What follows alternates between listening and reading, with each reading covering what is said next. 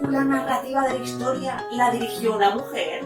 ¿No fueron los hermanos Lumière? Parece ser que ellos estaban muy interesados en la parte más técnica y ella en la parte más artística.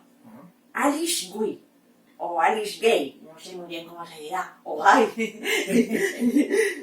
Oye, ¿y tú sabes que Ángela Ruiz Robles fue la precursora del libro electrónico en 1954? ¡Hala! Yo ni había nacido. ¡Ay, yo tampoco!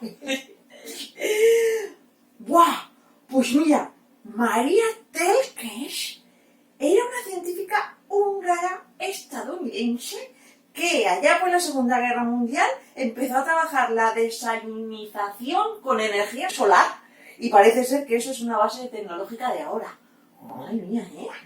¿Y tú sabías que Mary Anderson inventó uno de los artilugios más importantes de los coches? ¿La rueda? No, el limpiaparabrisas. ¡Hala! ¡Hala! Pues ¿tú sabes por qué podemos tomar café sin sedimentos? Ni idea. Pues gracias a Melita Benz, que patentó el filtro de café. ¡Qué buena! Fíjate, qué bien. ¿Y tú sabes que el Monopoly fue inventado por Elizabeth Maggie Phillips? Sí. Pero se lo adjudicaron a un hombre. ¡Hala! Es que estas cosas...